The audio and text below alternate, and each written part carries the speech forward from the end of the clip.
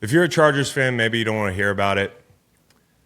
Maybe you just want to move on. I was a Chargers fan today. I had them money line. I don't know what the hell I was thinking. They are the Chargers, man. I mean, this is Brandon Staley. This is the Chargers. Actually, this predates Brandon Staley. The Chargers charging. It is a verb. You talk about earlier this season when the Chargers came out of the gate, got a win against the Vikings a couple weeks in. But if you remember that game, Staley had to go. Like you have to prove who you are every week as Brandon Staley. He had to go for it. They got bailed out because Minnesota didn't have the right call at the goal line down there, and they win that game. But the very next week, they go to Vegas, and I said if they don't beat the Vegas Raiders, they should not let Brandon Staley back on the plane. And today I think he should be flying coach. Put him on Spirit Airlines. I have no idea how you lose that game. And matter of fact, the Vegas game, it was the same fucking thing. It was you having balls that are too heavy for you to carry around, going on fourth down. The Raiders get the ball back. They have a chance to win the game. And the only reason you escape is because they're the Raiders. They fucked it up. So he gets on the plane. It's been a couple months now. But here we are with the Chargers leaving Green Bay the same week. They leave Green Bay with a loss. The same week, and this is the craziest part to me, haven't been on teams that are, they have a tough first half of the season. Sometimes there are things that get tossed your way. Hail Mary type stuff that makes you feel like, oh, we're back in this thing. You look at their schedule the rest of the season. It's been laid out nicely for them to make a run. And then they wake up Friday morning and Cincinnati's, I don't want to count them out, but they're out of it. Joe Burrow's out for the season. The Bills, another team in the thick of the wild card race, equally disappointing. They fire their coordinator. So if you're a Chargers player, you're thinking, we're going to go get on the plane. We're going to beat the Packers. We're looking at this schedule, and we're going to make a run at this thing. And if they couldn't win this game today, then I've seen enough. And I know you have too. Brandon Staley, Spirit Airlines.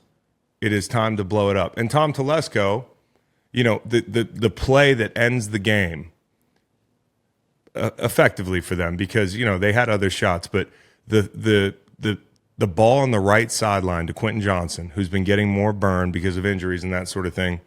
Everybody's been waiting to see what he's about because they've had him stashed for much of the season. That play on the sideline, that drop, it's so Chargers. And for Tom Telesco, the twisting of the knife is that this is the guy that you passed on Zay Flowers, you passed on Addison for. And when you need him most, with the season in the balance, in November, he drops the ball. And he's a rookie. I hope he goes on to have a great career. But this is what the Chargers do. And it's not just that. It's a Keenan Allen drop touchdown pass. It's a fumble. It's a fumble in the red zone. It's Austin Eckler. He's supposed to be one of your best players, right? The guy that wanted more money, and I think he deserves it. I mean, running backs, they have a legitimate gripe, but he's not proving that in that situation. Like Lambeau's got fucked up grass. Have the right cleats on. Don't slip. Don't fumble the football when you get up. This is chargering. This is what they do. The 3rd and 20, man, 4 minutes to go in the ball game.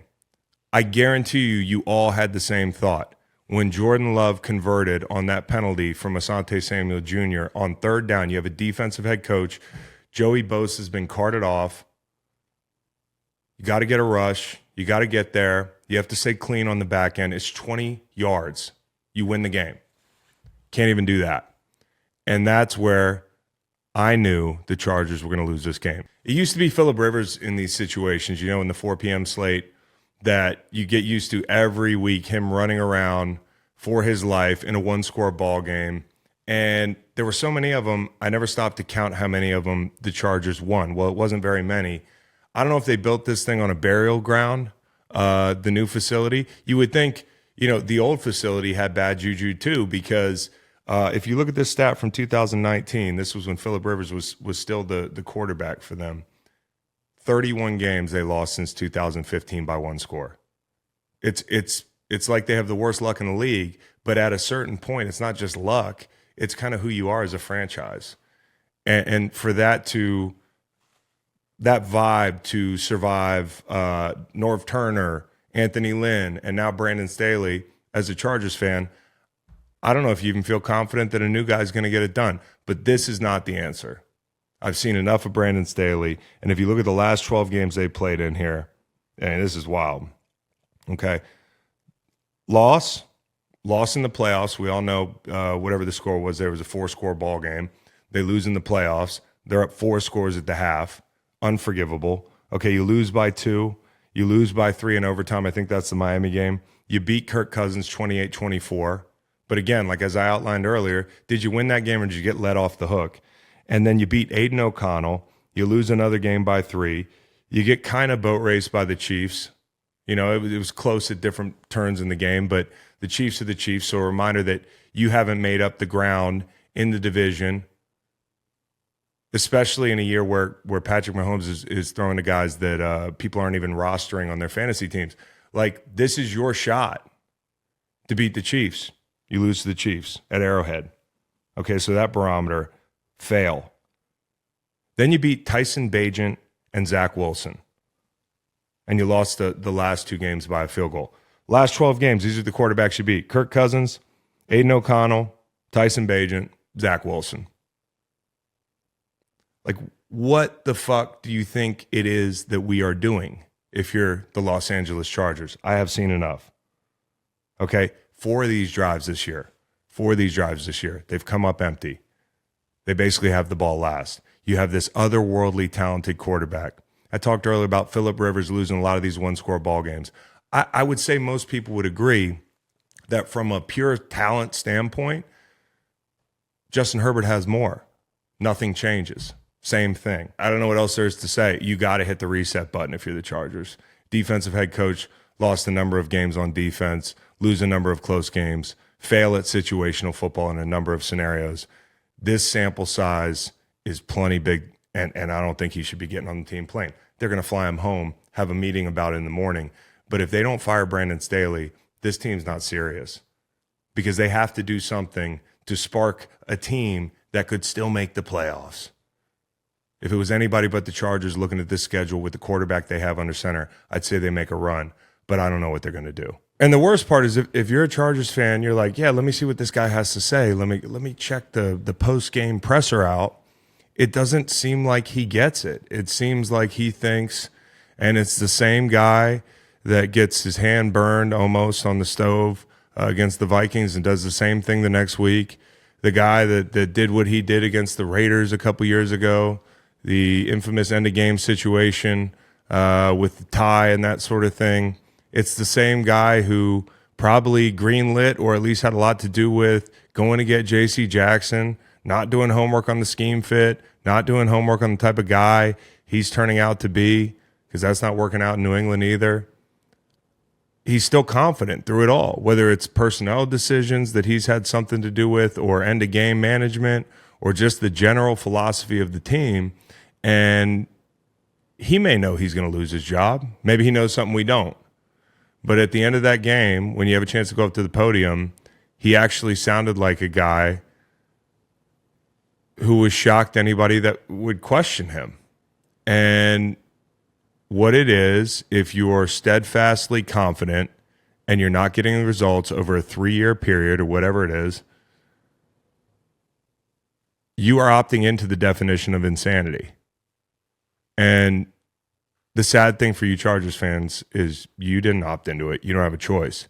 But Brandon Staley's had a ton of choices, and he's always chose to remain exactly who he is, even when the evidence is mounting around him that that's not the right thing to be at the very moment. And so if that's the icing on the cake, that press conference, he went out swinging. He went out being him. He died doing what he loved, right? It's crazy to me. I don't think he's an arrogant person. I just think he's stuck in his ways. And a lot of football coaches are like that. And he's not the first one that could get fired because he didn't change. It's a shame. I'm sorry, guys. And another thing about the press conference, he kept saying it's a team loss. We lost as a team. I'm responsible. But but yet he pushed back so hard on the characterization of it being a defensive failure and kept pointing to the offensive mistakes. I don't think if it were week 3, he's doing that. I don't think if his job weren't on the line, he'd be doing that. I think he'd be saying we win and we lose as a team. But instead, it's all this stuff the offense did.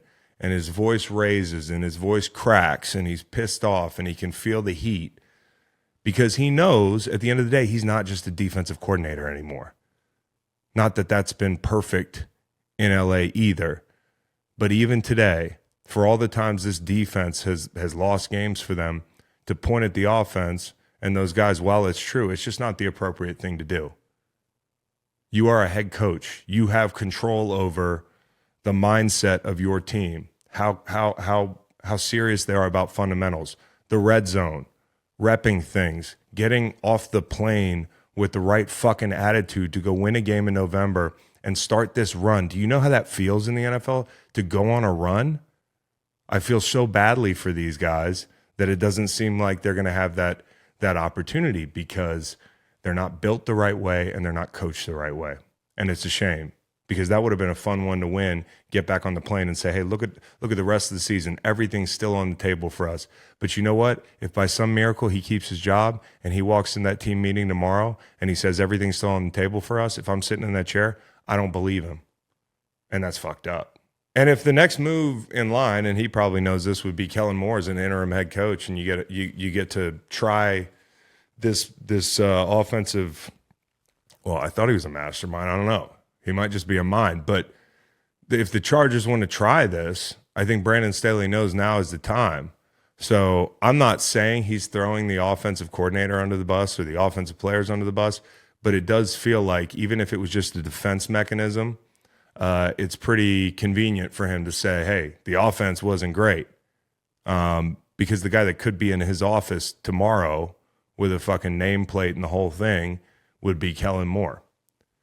I don't know. The guy's backed in a corner. He seems like that type that you know it's everybody's fault, but my way. My way's the right way. We stick with it even when it doesn't work. More of the same.